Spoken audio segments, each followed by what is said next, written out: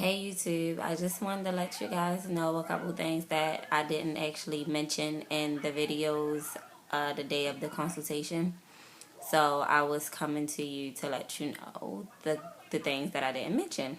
But first, I had said that I had brought the ovulation kit and didn't know whether or not I was going to use it or not. But I wound up using it. I started on cycle day 5, and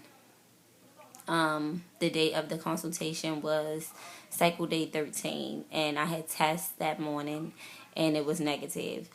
But like, they give you a pelvic exam, so when it got to the time for us to do the pelvic exam, she was saying to go ahead and use the restroom because we've been waiting for a minute. So when I went to go use the restroom, I noticed that I had the clear discharge, like, that's associated with ovulation, and I had felt like the nagging little pain, the pain that you get, like, not period cramps, but the little cramping feeling that you get. I had noticed that, and I was like, I didn't pay it any mind because on the box it do say to test in the morning. This is my first time ever using it, so I was just like, if I test in the morning, maybe it's not going to be positive. But I felt it, and I had asked her, like, could I start ovulating after, like, even when I test that morning and it was negative, could I ovulate that afternoon? And she was like, yeah. So I was like, okay.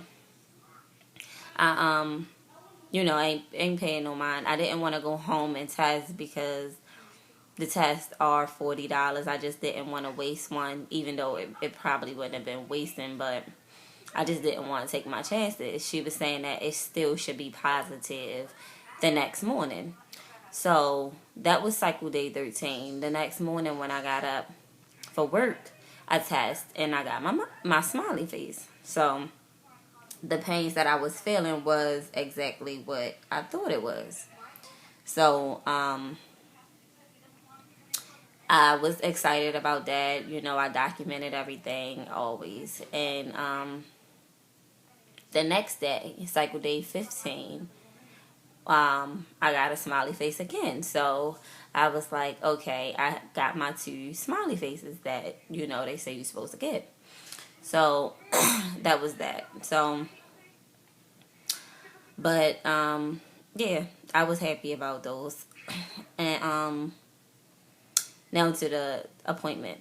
So, while in the appointment, I don't know if I mentioned this, but because of our insurance, we're paying out of pocket basically. So, while we was in the consultation, everything, we was going over everything, and so she was saying that we needed, our blood work done and the HSG test done. So the blood work I'm actually getting done on Thursday. So I'll have that done. And then next month she wants me to do the HSG after I get my menstrual. So I'm excited about that. Kind of nervous because I don't know what, the outcome is going to be with this one fallopian tube that I have. But I'm hoping for the best. And yeah, the HSG test, that's the only thing that I'm really nervous about. I just, I'm on Google all the time. I'm always on the internet looking at horror stories and everything. People going in and coming out with 2 blocked fallopian tubes. I just don't want that. I just want the best. I'm just praying for the best. But yeah, I said I just gotta chill because I'm just worrying myself to death, even though I feel like everything is going to be fine. I'm just constantly keep worrying myself. But yeah, so that's about it. We go get the blood work done, like I said, and then the HSG test, and then the following month which is August, is when we're going to do our first NSIM. And I'm super excited about that. I'm just like constantly like keep talking about it to everybody at work, my mother, my son, everybody. I'm just like super excited about our first NSIM. I cannot wait. It's like it's not actually that long of a process. I thought that it was actually going to be like take long. I thought it was going to be more tests, but basically the blood work and the HSG is all that you need. Oh, and she said that she wasn't going to start me on Clomid because I asked her about Clomid, and I'm like, you know, could I wanted to start with Clomid, and she was like, well, I generally give Clomid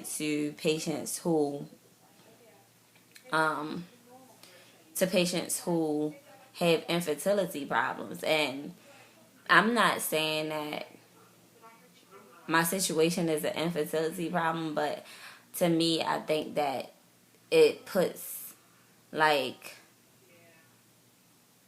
more pressure on the situation, being that I have one fallopian tube. So I'm not sure if if going in without Clomid is the best thing. Like, she was saying that she wanted to do the first cycle without any medication, the second cycle without any medication, and if they go in, because we're going to do the sonograms, like I said, if they go in and I'm ovulating on the side that doesn't have the fallopian tube, then we're going to scratch that cycle. Next cycle, if it's the same thing, we're going to scratch that cycle. And then we're going to go in with Clomid on the third cycle. And I'm just like, why wait? Just go in. So go in with the Clomid. But she was saying that it's a risk of multiples and this and that and that and this. And my thing is, if it's multiples, that's something that I have to deal with, not you. So I don't think that you should be making the decision for me. So I said that when I go in for my HSG test and everything, I'm going to talk to her again and tell her that I want to start with Clomid, because you can determine your cycle. You can determine how you go about your whole journey, like your whole process. You can determine that. So after sitting down and talking to my fiance, we thought that going in with Clomid would be best to boost our chances. So Clomid is something that we want, and I don't think that we should allow someone else to determine how we go about it. I mean, I know it's a lot of women out here with 2 working fallopian tubes and 2 working ovaries that ovulate, and they still start them on Clomid because that's just what they wanted to do. So me, with 1 fallopian tube, I want Clomid because I don't want to go in and I'm not ovulating on that side, or the dominant follicle is not on that side. I want to boost my chances. If I want to go in and it's not with the meds, then I know, you get what I'm saying, that we have to boost up the meds, because I just don't want to chance it. This is what I want. So, and if she decides that, if she say again, well, no, I think I'm going to switch my doctor. Not, I'm going to switch it to her partner. So, I don't know.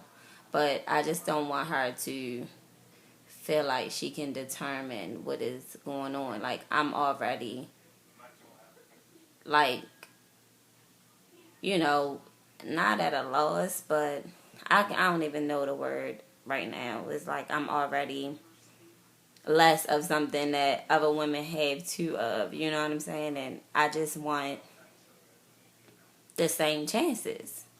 So, yeah, I'm going to talk to her about it again.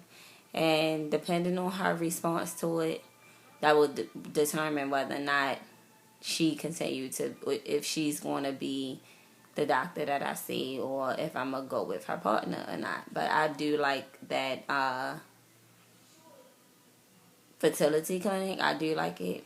I like the people and everything. She wasn't bad. I'm not saying that she was a bad doctor, but I just want somebody that's going to be more aggressive with the situation and, take it more, like put a little bit more oomph into the situation as if it was themselves. So, and after talking to, a couple people, they were saying that they don't even understand why she wouldn't start me on Clomid. But, hey, but after I tell her that this is what I want, and she, depending on her answer, is going to determine whether or not we stay with her or not.